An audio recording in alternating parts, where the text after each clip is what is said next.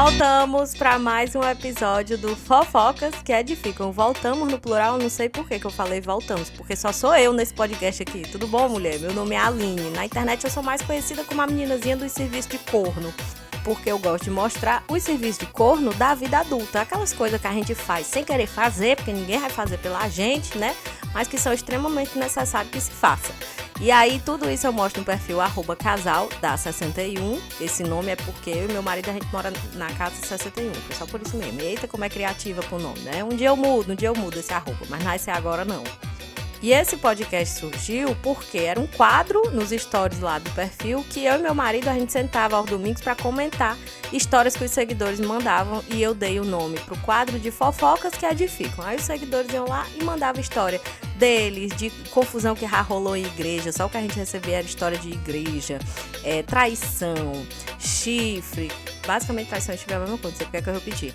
Mas enfim, histórias de condomínio, histórias de reviravolta, de superação de ex. Então, se você tiver uma boa história para mandar, que você acha que nunca vai ter sua chance de ir aí pro Que História é Essa Porchat ou pra televisão para contar, manda aqui, mulher, que a gente conta e a gente comenta. Bora pra história de hoje? Roda a vinheta.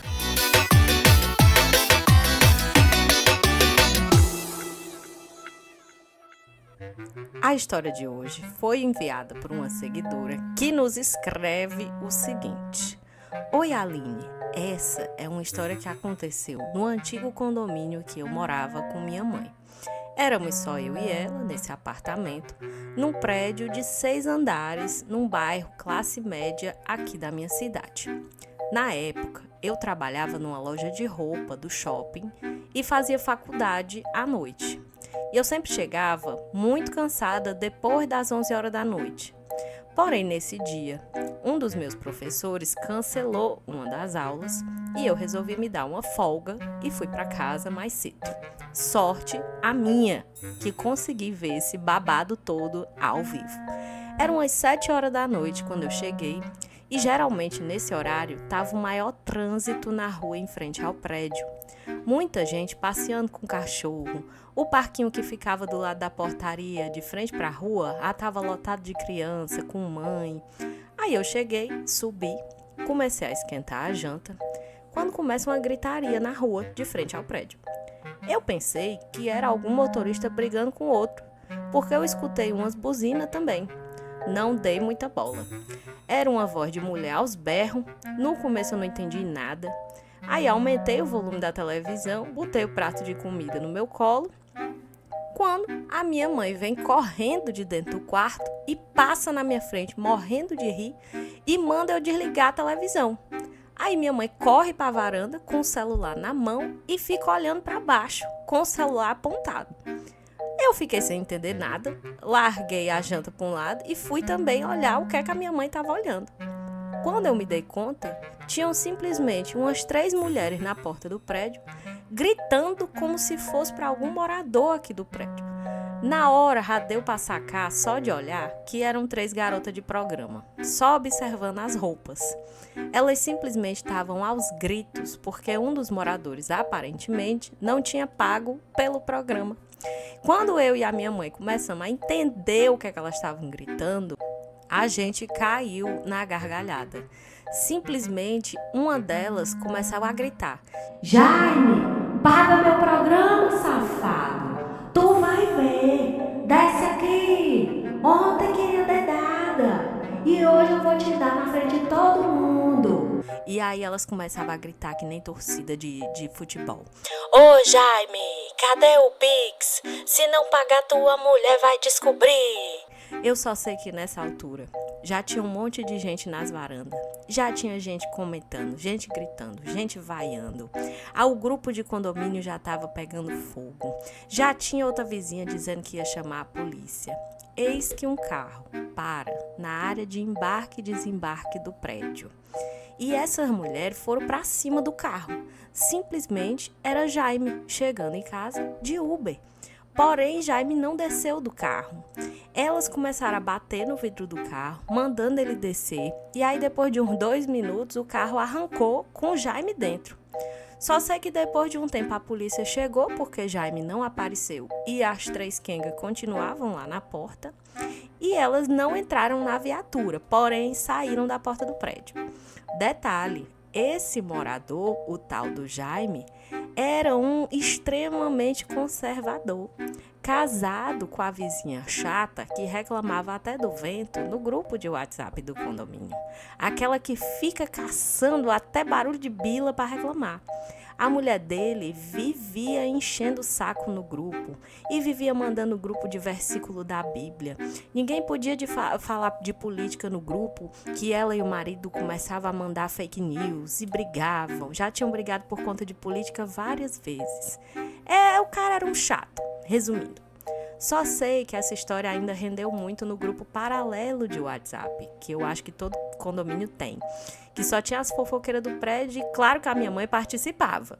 Mas depois de uns 4 meses, Jaime e a esposa se mudaram. Mas esse episódio foi uma das coisas que eu mais ri na vida com a minha mãe. A gente estava chorando de rir na varanda. Viver em condomínio pode até ser chato, dependendo da convivência e dos moradores, mas vale a pena quando tem um barraco engraçado. O que mais me impressionou nessa história foi o faro de detetive das 3 raparigas, porque provavelmente esse homem pegou essa mulher num determinado ponto, ele não pagou e como essa quenga descobriu onde esse homem morava. É isso que eu fiquei pensando conforme eu ia lendo a história. Será que ele já levou essa rapariga para dentro de casa quando a mulher dele não tava, e aí por isso que ela sabia onde ele morava? Minha filha, porque quem gosta de uma fofoca, de uma história, a gente vai comentar para tentar descobrir todos os desdobramentos. E aí, se essa quenga não foi paga, ela foi descobrir onde é que Jaime trabalha, porque esta quenga não ia ficar sem o dinheiro dela, minha filha. A mulher expôs até que o homem queria levar a dedada. Ela não ia expor mais esse homem. Tenho pra mim que ela deve ter descoberto onde ele trabalha e ela deve ter catado o dinheiro dela lá na porta do trabalho dele dessa vez, porque se ela teve coragem de ir no prédio dele, no horário de pico, na hora do rush do trânsito, que era pra ter uma plateia maior, o que é que impede esta rapariga de ir no prédio, no trabalho dele? Será que isso realmente aconteceu? Estou aqui concatenando, só imaginando as possibilidades. Hoje vamos ter também uma segunda história para compensar, que eu prometi que esse podcast ia ser todo domingo. Aí, os 2 domingos passados eu não publiquei. Eu digo, rapaz, para limpar, tirar a suja, como a gente diz aqui no Ceará, eu vou botar 2 histórias hoje assim, encangada uma na outra, que também é de condomínio, a segunda história.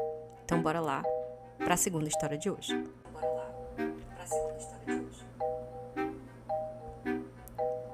Essa história, que também se passa num condomínio, foi enviada por uma seguidora que escreve o seguinte: viver em condomínio sabe como é, né? Às vezes a gente olha para alguém que acabou de chegar, mas não faz ideia do que essa pessoa realmente faz da vida dela. E o meu ex era exatamente assim, dessas pessoas que você olha e pensa, tem cara que trabalha em escritório, mas não sei. Ele só vivia de chinelo, havaiana, usava chinelo no mercado, bermuda desbotada, dirigia um Civic 2013 que já tinha visto dias melhores, mas nada nesse meu ex gritava que ele fazia da vida alguma coisa assim muito importante. Mas na verdade, ele tinha um alto cargo no judiciário, que não vamos especificar aqui qual é. Mas era zero ostentação, sabe? O máximo de luxo dele eram aquelas camisas polo básicas de shopping. Eis que, na época que a gente namorava, ele se mudou para uma vila, num bairro aqui do Rio de Janeiro, que tem uma população, digamos assim, com um certo poder aquisitivo, né? E aí os vizinhos devem ter pensado, olha aí, o pobre chegando, porque meu ex também não era assim de ostentar, como eu já falei. O problema começou com o vizinho da casa ao lado. O cara era policial militar e achava que CPM no Rio de Janeiro dava a ele carta branca para fazer o que quisesse. E o que ele queria, aparentemente, era transformar a casa dele numa balada particular. Era som alto todo dia, mas não era só aquela música de balada, não. Era pancadão mesmo, daquele tipo que faz o copo de água vibrar, tal qual o Jurassic Park. Durante uma semana, Meu ex aguentou calado. Mas sabe como é? Esse meu ex era pernambucano. Quando enche o saco, enche mesmo. Aí no sábado de manhã, depois de uma noite especialmente barulhenta, numa balada promovida pelo vizinho, meu ex atravessou o jardim que separava as casas e tocou a campainha do tal vizinho.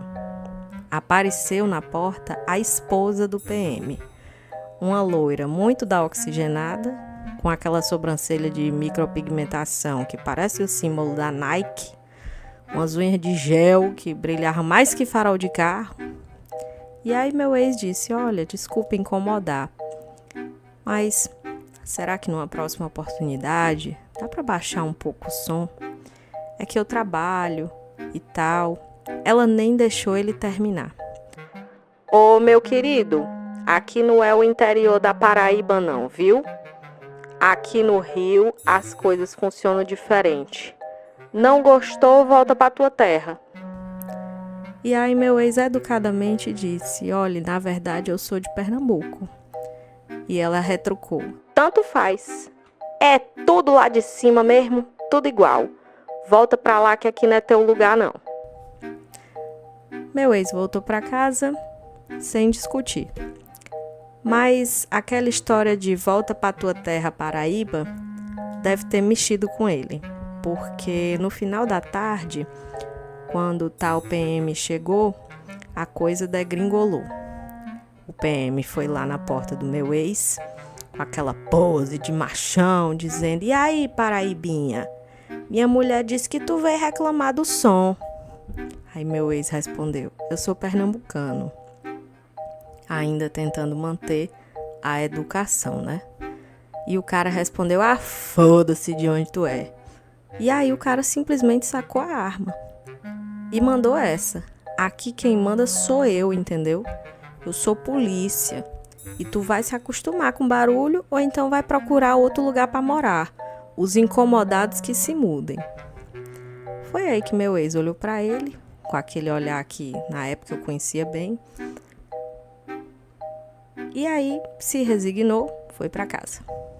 E só respondeu: tá bom. A gente resolve isso de outro jeito então. E aí meu ex foi para casa. E eu lembro que ele entrou no quarto e deve ter feito 2 ligações, assim, no máximo.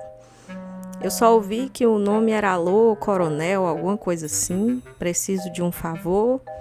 E na segunda tinha alguma coisa com corregedoria da PM. E eu juro, em menos de 2 horas, apareceram lá na porta simplesmente 2 superiores dele da PM e um pessoal da corregedoria. O casal apareceu na porta do meu ex naquela mesma noite. A mulher toda descabelada, sem as unhas perfeitas, parecendo que tinha chorado, e o marido numa humildade que só vendo ao vivo. E aí falou assim pro meu ex: doutor, peço 1000 desculpas pelo mal entendido, por gentileza, senhor me perdoe aí pelo que eu falei. E a esposa também complementou alguma coisa pedindo desculpas. E o meu ex só respondeu: não tem problema, eu só quero mesmo um pouquinho de sossego para trabalhar. E aí sabe o que aconteceu? O som nunca mais foi tocado alto lá no condomínio, na casa do PM. E toda vida que o meu ex saía de casa, esses 2 sempre acenavam com a cabeça de forma assim muito solene enquanto ele passava. Parecia até que estavam fazendo uma mini mesura. A melhor parte é que ele continuou sendo o mesmo cara discreto de sempre. Chinelo, bermuda, Civic. A única diferença é que agora, quando alguém pergunta pro vizinho o que é que o paraibano faz da vida, o porteiro diz: olha, eu acho que ele trabalha no judiciário, porque ele é importante. Moral da história: nunca subestime o cara de chinela havaiana. Especialmente se ele for pernambucano e muito educado, porque geralmente quando essa combinação perde a paciência, o bicho pega. Aí aqui vai a minha consideração sobre essa história. Pra mim, eu me senti alma lavada, porque eu adoro quando gente que gosta de gritar muito, de falar muito alto, de fazer muita confusão, encontra um que tem as costas mais largas do que ela, a pessoa no caso, né? Então esse PM aí devia se achar muita coisa, né? Devia ser associado com gente que ele achava que era muito poderosa, mas aí encontrou um que era mais associado com mais gente do que ele, né? Que podia muito mais do que ele. Aí tá aí, a vida entrega o karma instantâneo. No instante o caba soube falar baixo, no instante ficou manso. Eu tenho pra mim que vários vizinhos devem ter se calado, porque se isso era recorrente e o ex dessa seguidora tinha se mudado há pouco tempo, eu não sei se os vizinhos costumavam reclamar ou não. Mas, tirando pelo que aconteceu aqui com o ex da moça, né? Eu imagino o que é que esse caba não já deve ter feito com outros vizinhos que possivelmente tenham reclamado antes. Então, pra mim, que esse ex aí virou o novo vizinho preferido do condomínio com toda certeza. Gostaram das histórias de hoje? Pois na semana que vem tem mais. Não esquece que é todo domingo, viu, mulher? E daqui pra lá, se você puder, manda uma história pra gente ler aqui. Uma fofoca que edifica não necessariamente é uma fofoca no mau sentido. Pode ser uma história que você viveu no seu condomínio, uma história de superação de um ex, uma vingança contra um ex safado, uma vingança de um chifre que você levou, uma história de chifre, de traição, ou alguma história engraçada que aconteceu na igreja que você frequentava, enfim. Manda pra gente no e-mail fofocasqueedificam@gmail.com que a tua história pode ser a próxima aqui. Um cheiro e até domingo que vem.